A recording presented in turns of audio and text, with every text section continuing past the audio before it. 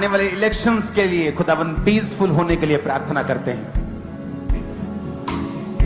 जो भी प्रधानमंत्री हो वो तेरी मर्जी से हो, प्रार्थना करते हैं। देश का प्रधानमंत्री बनेगा यीशु मसीह के नाम में। उस देश का प्रधानमंत्री बन गया। जरूरी नहीं है आप चाय बेचने वाले हो, आप हलवाई हो। आपको पता है हमारे देश में चाय बेचने वाले भी प्रधानमंत्री हैं। अपने प्रधानमंत्री खुदाबंद जो अभी हैं, प्रधानमंत्री मोदी जी के लिए प्रार्थना करते हैं। उनकी अच्छी सेहत के लिए प्रार्थना करते हैं। पंजाब सरकार के लिए प्रार्थना करते हैं। खुदाबंद सीएम की अच्छी सेहत के लिए प्रार्थना करते हैं। उसके परिवार की सेहत के लिए प्रार्थना करते हैं। तेरी बरकत उन पे आए। तूने कहा है कि तुम सिर्फ आशीष ही देना, क्योंकि तुम आशीष लेने के लिए और देने के लिए ही चुने गए हो। उनकी छोटी सी हेल्प अगर हम करते हैं, आपकी तरफ से अगर 1 रुपए से लेके आप जो चाहे वो दे सकते हैं। क्यू कार पे अपना दशवांत या अपनी गिफ्ट ही मान ले, गिफ्ट के रूप में आप इन्हें भेंट कर सकते हैं। बात आपने समझी और देखी है। आप मुझसे ज़्यादा जानते हैं परमेश्वर की शिक्षा को। मैं सिर्फ ये बताना चाहता हूँ कि जब परमेश्वर की बात होती है तो हमारे प्रॉफिट, हमारे पास्टर, हमारे जो भी गाइडलाइंस है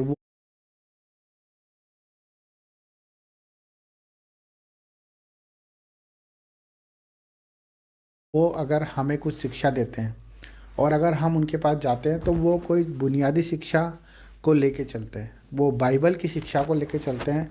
और अगर आप देखेंगे कि एक छोटे बच्चे से लेकर अगर आप बड़े पास्टर तक जाएंगे और प्रॉफिट तक जाएंगे तो उनके मुंह से एक ही शब्द निकलेगा जो प्रभु यीशु ने हमें वचन से सिखाया है। आज इनके गीता में, इनके हर एक शास्त्रों में जो चीज़ सिखाई गई है उसका उल्लंघन करके ये नया चैप्टर कौन सा सुनाते हैं, नई चैप्टर कौन सी बात को रखते हैं। ये इसलिए रखते हैं क्योंकि परमेश्वर को ये जानते हैं, यीशु मसीह को ये जानते हैं और उन्होंने चमत्कार देखे हैं। और ये उन लोगों को भी जानते हैं जो लोग चमत्कार से भरे हुए हैं, परंतु इनके पास बोलने को कुछ भी नहीं है। इसी कारण ये लोग लूप हॉल्स, उसकी कमियां निकाल के एक स्कूल से, कॉलेज से, शिक्षा से, अस्पताल से और हर एक बात को जोड़कर हमारे परमेश्वर के बनाए हुए हर एक जन, इनका कहना है कि जो लोग परमेश्वर के बनाए हुए हैं, जो खुदा के, ईश्वर के बनाए हुए हैं, जो सनातन धर्म के हैं, वो ही मनुष्य हैं, बाकी कोई मनुष्य नहीं है।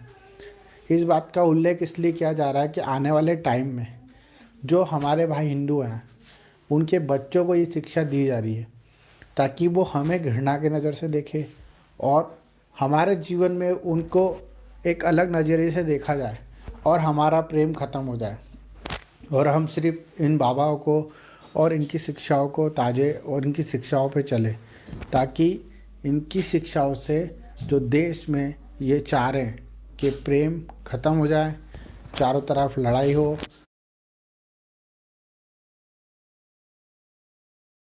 चारों तरफ हर प्रकार की बुराइयां खड़ी हो जाए। परंतु परमेश्वर की शिक्षा ये नहीं है। हमें मारोगे, हमें लताड़ोगे, हमें कोसोगे, हमारी बाइबल से अगर उठा के 4 शब्द गलत जोड़ के अपनी व्याख्या करोगे तो भी सच तो प्रमाण ही है। आप कितना भी कैसी भी तरीके से भोले भाले लोगों को भड़का सकते हो। आप इंग्लिश बोलते हो, आप अंग्रेज़ी की भाषा सीखते हो। क्यों सीखते हो? क्योंकि आप उन लोगों को भी अपने पास जाना चाहते हो जो अंग्रेज़ी बोलते हैं।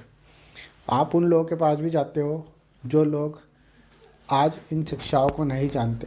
आप घर घर पंपलेट बंटवाते हो, प्रचार करते हो, आप बड़े बड़े पंडाल लगाते हो। हमें कोई उससे आपत्ति नहीं है। आप अच्छी शिक्षा दें, परमेश्वर आपको और आशीष देगा और शांति देगा। मैं बता रहा हूँ, आपके पास जो लोग हैं उन्हें स्वर्ग तक जाने के लिए आपकी ज़रूरत नहीं पड़ेगी। उनके कर्मों के हिसाब से, उनके ज़िंदगी के हिसाब से जो वो अच्छाइयाँ बोएंगे उनके हिसाब से ईश्वर न्याय करता है। ये आप सबको पता है। अगर हम इतने बुद्धिमानी होते, इतने समझ से परे होते तो ये दुनिया आज हमारे बस में कर लेते। ये बाबाओं क्यों अपने वर्डों से, अपने प्रचारों से ये सब फेवरिज्म करना चाहते हैं?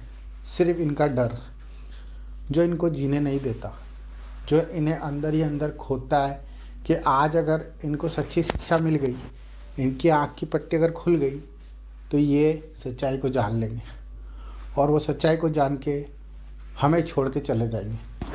आप जानते हो पहले भी परिणाम बहुत से आए हुए हैं, बहुत से बाबा संत जेल में बैठे हैं, बहुत से लोग आज उन्हें गालियाँ भी देते हैं और उनकी तरफ कोसते भी हैं।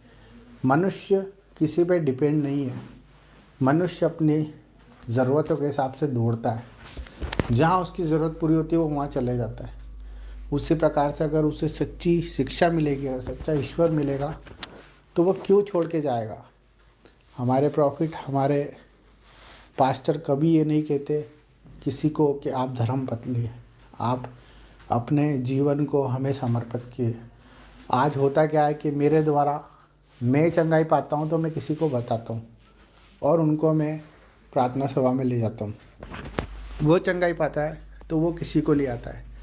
इस तरह से एक प्रेम बन जाता है और परमेश्वर की बड़ाई होती है। ये हमारा जीवन है, हम अपनी मर्ज़ी से कुछ भी नहीं कर सकते। परमेश्वर की इच्छा के बिना हम एक शब्द नहीं बोल सकते।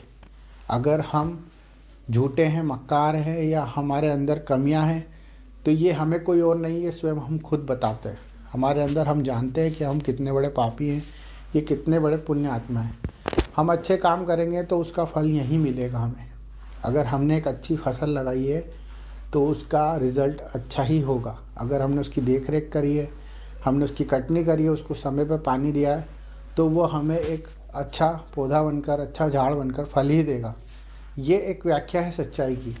परंतु अगर हम बुरे काम करेंगे तो हमें उसका परिणाम भुगतना ही है, वो इसी दुनिया में, इसी जगह पर, यहीं पर। ये हमारा शरीर है, अगर हम इसे गंदा खाएंगे तो हमें कल रोग बनेंगे ही बनेंगे। अगर हम बुराई करेंगे तो हमारे मन में बुरा रहेगा ही रहेगा। अगर हम किसी के खिलाफ बोलेंगे तो हमारा जीवन उसी प्रकार चलता रहेगा। यही हमारे जीवन की व्याख्या है। परमेश्वर ने सिर्फ हमें सच्ची शिक्षा दी है। अगर आप उस सच्ची